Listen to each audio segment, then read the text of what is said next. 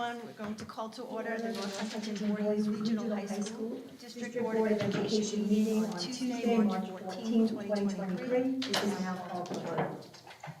In accordance with the requirements of the Open Public Meeting Act, NJSA 10-4-6, etc., adequate notice of the meeting has been provided by submission of notice of the time, date, and location to the Star Ledger on January 11, 2023, and the Hunterdon County Democrat on January 12, 2023. Notice, and to the extent known, the agenda of this meeting has been posted at North Hunterdon High School and Voorhees High School, provided to the municipal clerks of Bethlehem Township, Califon Borough, Town of Clinton, Clinton Township, Franklin Township, Glen Garden Borough, Hampton Borough, Highbridge Borough, Lebanon Borough, Lebanon Township, Tewksbury Township, and Union Township, as well as other interested parties, and posted on the district website. Fire exits are located in the direction behind here. If alerted to fire, please move in a calm and orderly fashion to the nearest smoke-free exit. At this time, please silence all cell phones. Can we have a roll call, please? Ms. Bonomi? Present. Mr. Chapman? Ms. Crisologo? Mr. Barbanish? Here. Ms. Gallo? Here. Ms. Hintz? Present. Mr. Kirchberger? Ms. Cotran? Mr. Vanilla? Here. Ms. Zelino? Here. Mr. Spank? Here. Ms. Ziegler? Here. Can we all please stand for the pledge? Pledge allegiance to the flag of the United States of America and to the republic for which it stands, one nation, under God, indivisible, with liberty and justice for all.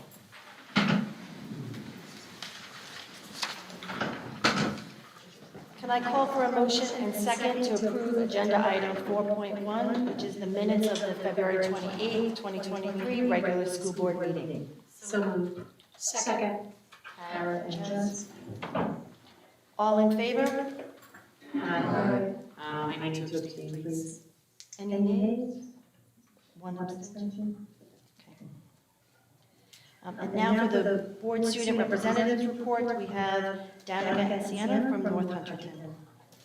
Good evening, hope everyone had a wonderful day. So the National Honor Society held its annual Video Bowl fundraiser for St. Jude's on March 9th for raising funds for cancer research. And it was a great success. Members of the Honor Society brought in baked goods to sell, in addition to each raising a minimum of $25 and gathering donations for baskets to participants.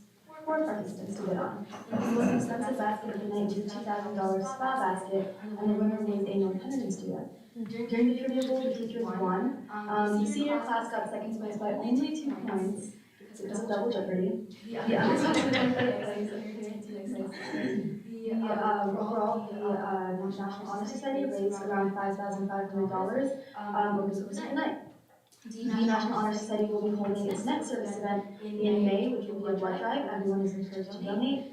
Science National Honor Society will be hosting a STEM night for 8th graders on March 28th from 6:30 p.m. to 8:30 p.m. and STEM-centered activities such as chemistry, solar panel labs, and other biology, computer science, and technology activities. There will also be a student-led tour. Key Club hosted a pancake breakfast at Voorhees High School on Saturday to raise funds for the club. The SATs also took place there, so students had something to look forward to. Spanish Honor Society will be hosting its annual movie night on March 4th. We will be watching some movies, and there will be some awesome homemade cultural food being sold. Finally, English Honor Society will be hosting a book drive later, and later a book sale.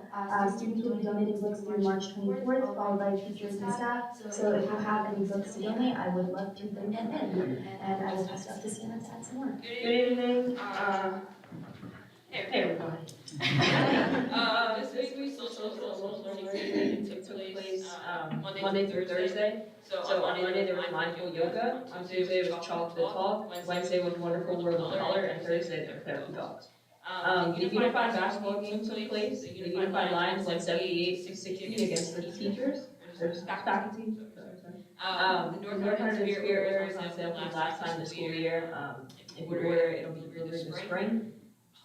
That sounds so weird to say that. I'm a senior. North Basketball Club is celebrating their Clubs project, which is sending kids in the Middle East. The winter sports survey was sent out to athletes yesterday, so that concludes all the winter sports. With that being said, some awards and some good school record. North Girls Winter Track set the new school record for the 4x400 meter relay at nationals with a time of 3 minutes and 59 seconds. Head coach Kevin Clay has stepped down from his position as head coach of football. We're sad to see him go, but grateful for all his hard work. Senior local auto became an individual wrestling state champ at 160-pound weight class. And spring sports have already started their tryouts or will start their tryouts before the end of the week. The Interact Club collected over 3,500 pairs of socks for the Kids Compile organization. The North Hunterdon Music Association presents their 19th Prism concert on March 23rd at 8 p.m. This week, also Monday through Thursday, the NHV testing for juniors is taking place. I'm enjoying these 2.5 hours delay. And all that being said, there's another incident I don't know much about. A fight did take place yesterday, and between two students, and there was another email sent out about racist and hate speech posted on social media and circulating around school. I do not have enough knowledge to provide you about the incident. But if I do get more information, you will have to hear.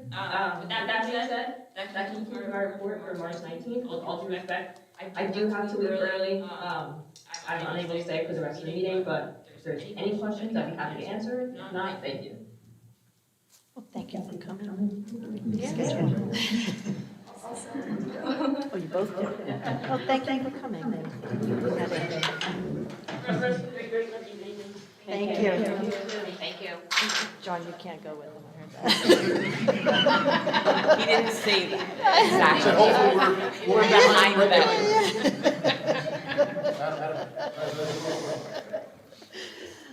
Next is our chief school administrator. Since the last board meeting, I've been meeting with various individuals to address the comments made by members of the public at the last board meeting regarding our response to recent racist student videos. I want to address a few topics. In regard to whether counseling is included in the disciplinary process when a student commits an act of racism or hate speech, the answer is yes. Since 2019, we have implemented a program called Restorative Practices. This program is specifically designed to teach students the impact of their behavior, especially when it involves other people. Unfortunately, the implementation of this program has not been well communicated and therefore has not been recognized as an integral part of our response to disciplinary referrals. We will be doing a better job of tracking that restorative practices have been implemented going forward. As to the comment of why we do not share what discipline has been implemented in response to these incidents, that is because the discipline of a specific student is confidential. In future communications, we will share the link to our code of conduct, which outlines the levels of disciplinary action that we follow. You can find the code of conduct anytime in our parent-student handbook.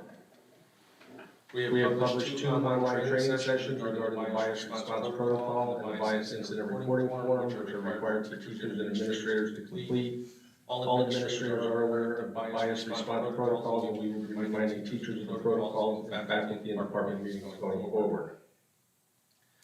I spoke with many of the superintendents in the county last week. All school districts are dealing with racism, hate speech, and bias incidents in one way or another.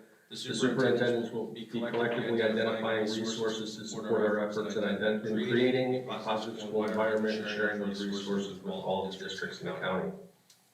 I met with Harrison Diller, president of the Hunterdon County NAACP. Our conversation revolved around how we can support teachers in their efforts to maintain a positive environment for all students, and whether we can implement any county-level initiatives with the prosecutor's office. We are committed to participating in these conversations locally and on a county-wide basis moving forward. Mr. Kirschberger was planning on sharing with the board that committee has been formed, made up of board members, community members, students, and staff. The names of the committee members will be posted. We are not including the names of the students right now because some of them are minor. So the names of the adults will be posted shortly. And last, I wanted to thank Stephanie Voorhees. Today is her last board meeting. Katie's coming back in April, so thank you for everything you've done for us, and thank you for filling in so well.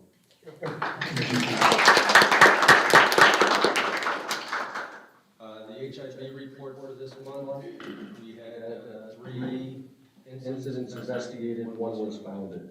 And just a reminder, last month it was 3 incidents reported, 1 was founded. I need a motion to affirm those.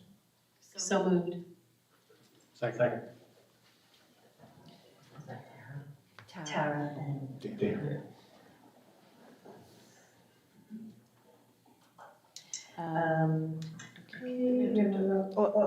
All in favor? Aye. Any nays? Any abstentions? Okay. And then the monthly reports are attached. Thank you. There are, for the school board president's report, only thing to add is April 25th, 2023 is our annual budget hearing and regular meeting at 7 p.m. at the district administrative office. For the school board committee reports, it is only finance committee. Okay, thank you. So yes, next month we'll have our annual budget hearing. So tonight on the agenda, we have several resolutions regarding the budget.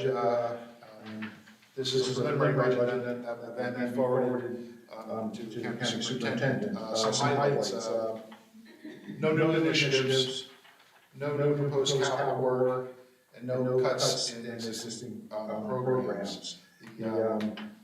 This budget also includes a reduction of $350,000 in state aid.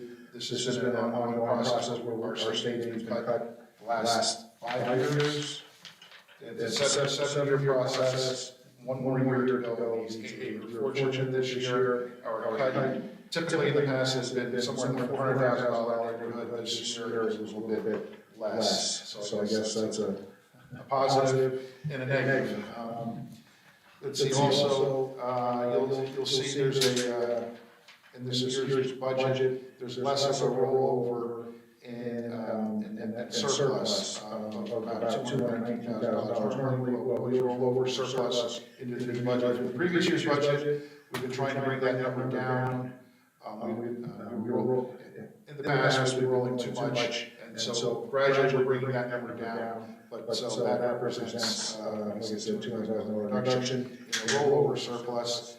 Also included in the budget is our 3% increase in salaries, which per our contract.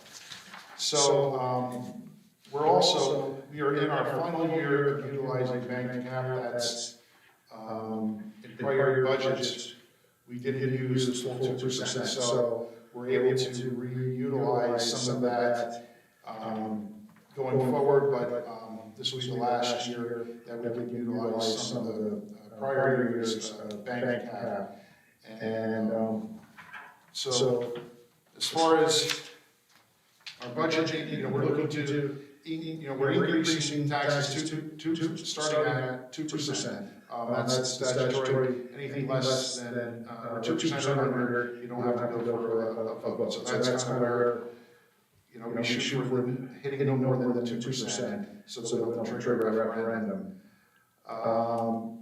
We're using the bank cap, which is around $450,000. So, but then we're also subtracting from those two numbers. We're subtracting $584,000, which is the unused completed referendum funding from the referendum that we finished a few years ago.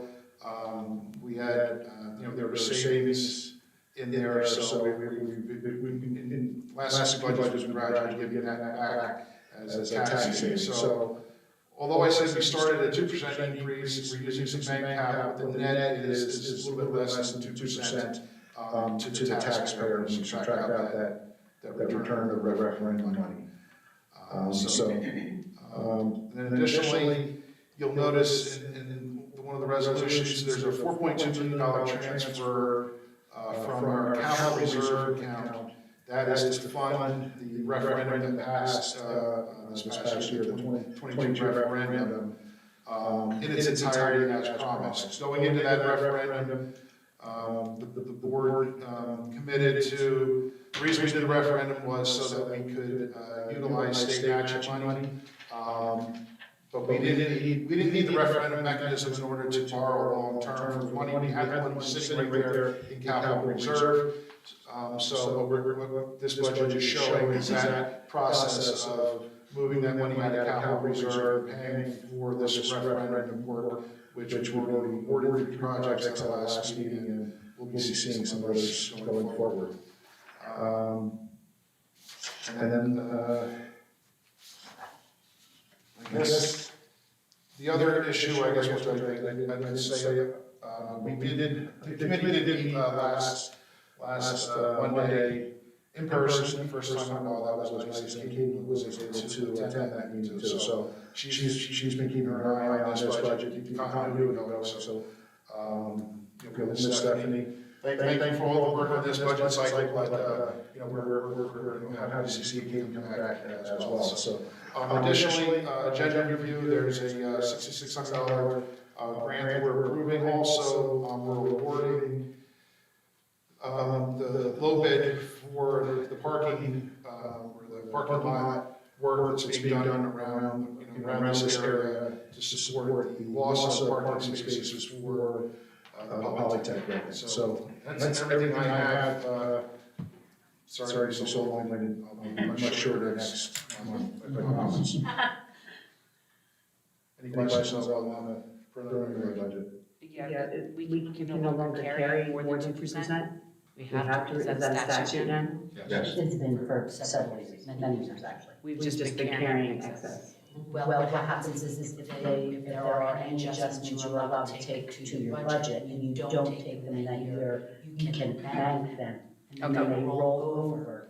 And in the past, But we've been carrying 2 or 3 years 4%. had not Yeah, used okay. there, so after a while it expires if you don't use it. Okay. So is next year sort of a, I mean, it seems like a lot is going to disappear. Yes. The bank is gone, you're trying to carry our 500,000 keep, right, from, so next year is sort of the year that things sort of really take a. Right, we've been forecasting this for a whole bunch of years, and you're absolutely right. We are coming, it's going to be challenging going forward, just not next year, but going forward after that. So it is the last year phase in the reduction of state aid, but you're right, we can't use bank capital more, we're not going to have more money returned from the referendum, because that's finished. What we're hoping, long-term is generating some income from the new Polytech, and what the tuition payments will, by increasing the number of students at our school, that should help to offset. So that's why I keep reminding myself when we think about this one resolution tonight about parking, the fact that we're incurring this expense, even though this is not our project that's forcing this project, we're looking at the long-term, bigger picture. This is going to bring more students to our campus. So we're just trying to facilitate that process and the anticipated extra tuition that we'll receive for those additional students. Since the Polytech scheduled at what, 24? Oh, okay, so it's pretty much kind of sinking in right away almost, picking up the deficit, okay. Is there anything else we can do? I mean, that's. What's going to happen is. I'm not cutting, right? Is there any other ways, any other sources we can look for money from state and federal? Although I know you guys take a lot of effort to do it, right? So There's limited opportunity for us to generate year after year revenue. And most of the money is from the state or federal government or tied to grants, which are you just have to go towards a specific project and it's time limited. So, yes.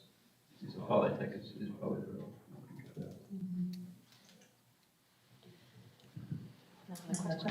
Thank you, John.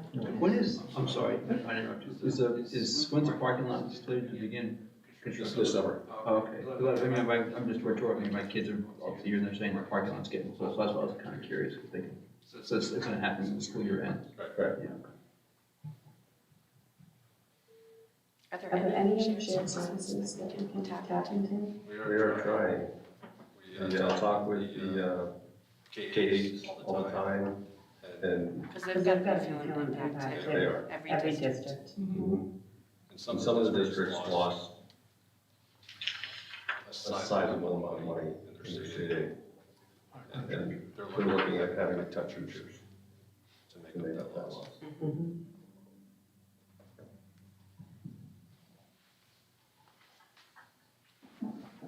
Okay. Now is an opportunity for public comment. During this portion of the meeting, the public is invited to address the school board with questions or comments. The public is requested to sign the register provided at the podium for this purpose and to state their name, municipality of residence, group affiliation if applicable, and direct comments to the school board vice president. While all comments will be considered and a response will be forthcoming if and when appropriate, school board members will not respond to the speakers at the time of their appearance. The public comment period will be a maximum of 30 minutes in length unless there are unusual circumstances. Those appearing will be allocated 3 minutes to speak, and no one will be permitted to speak twice until those that have not yet had an opportunity to speak have a turn. Anyone want to speak?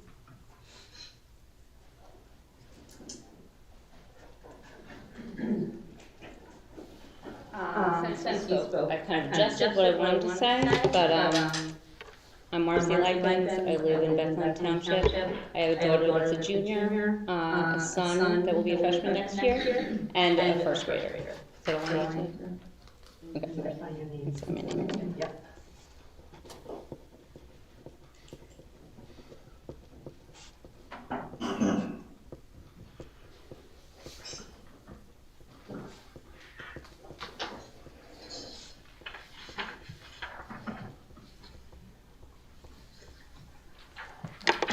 Okay, so I wrote it all down.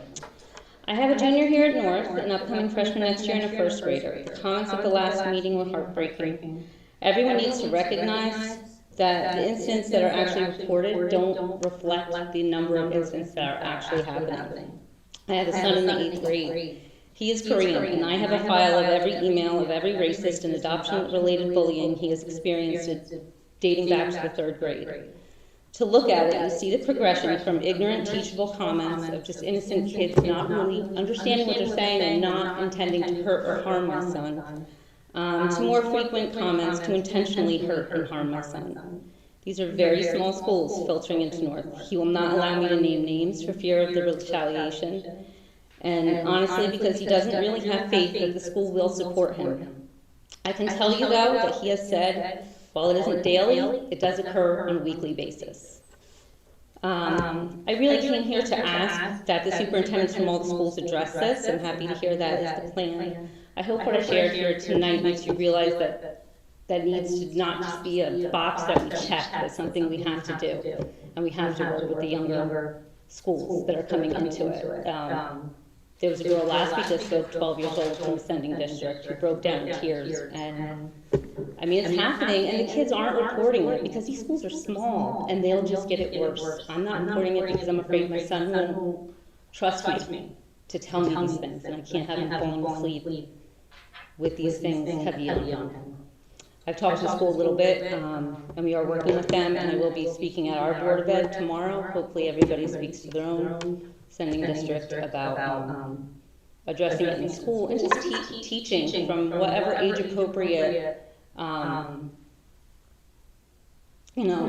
just teaching them to appreciate the differences that we all have. Our districts are getting a little more diverse, and it's important that those kids have a safe environment to learn in.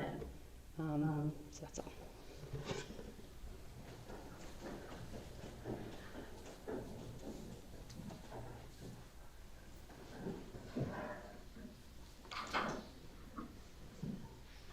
Anyone else? Seeing none? Call for a motion and a second to approve action items 10.1 through 10.3. Motion. Second. Oh, sorry. Dan. Yes. And Jess. Yes, please. Ms. Bonomi? Yes. Mr. Chapman? Ms. Crisologo? Mr. Barbanish? Yes. Ms. Gallo? Yes. Ms. Pins? Yes. Mr. Kirschberger? Ms. Beltran? Mr. Nealon? Yes. Ms. Salino? Yes. Mr. Stanton? Yes. Ms. Beata? Yes. Call for a motion and a second to approve agenda items 15.1 to 15.8. So moved. Second. Okay, voice vote, all in favor? Aye. Nays? Abstentions? Discussion? Okay. Any old and new business?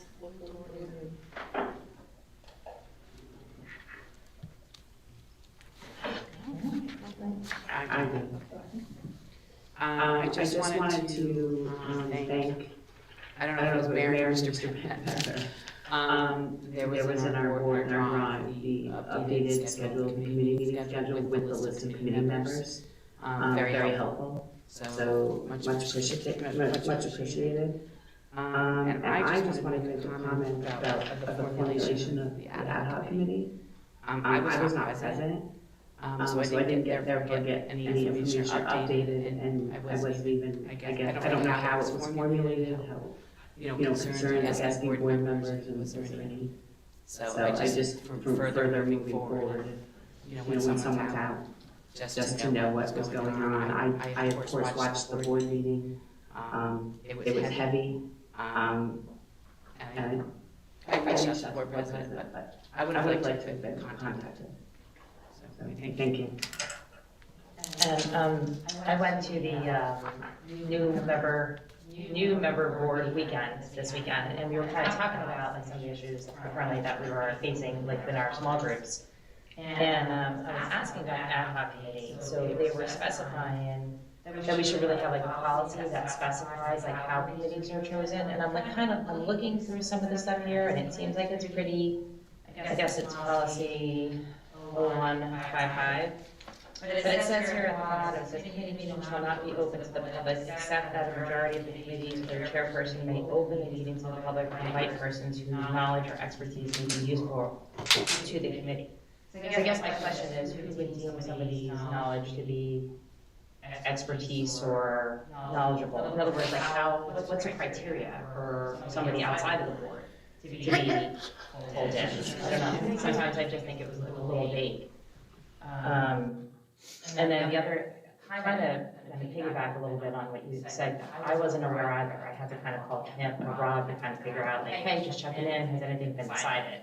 And it was already kind of moving along. So, yeah, I kind of thought that was, as a new board member, I was waiting to hear, like, what the next step was. And I kind of had to reach out because I didn't hear. I don't know, so. Pass this on to Robin. Yeah.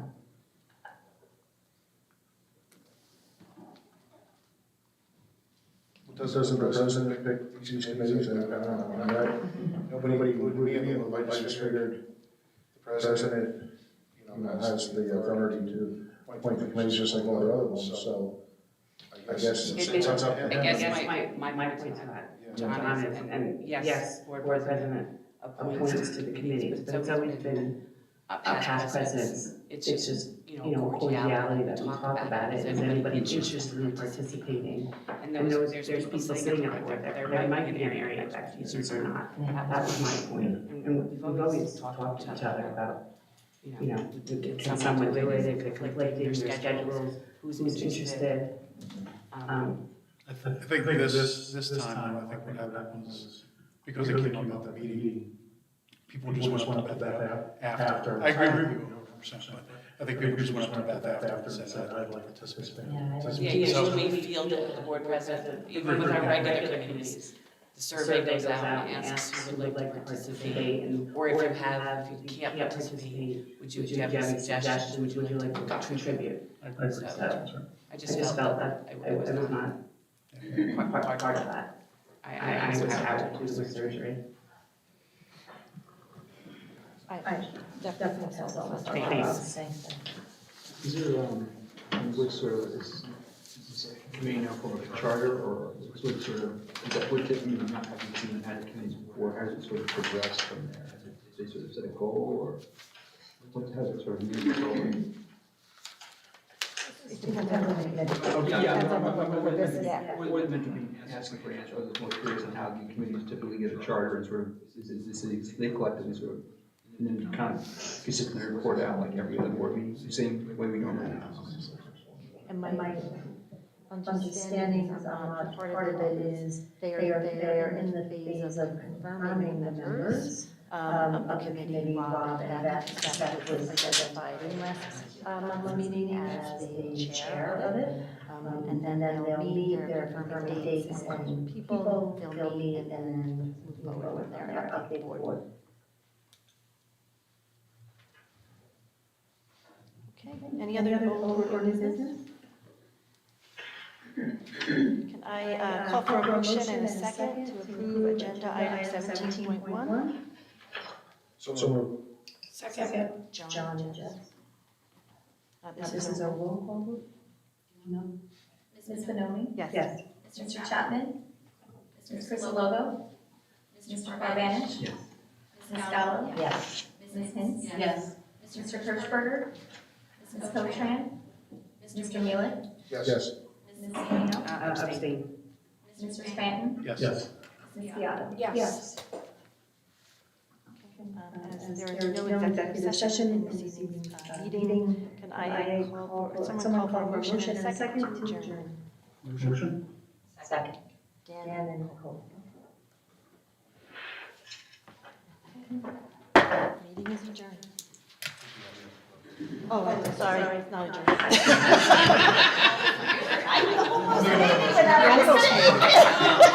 Almost. Can we amend that?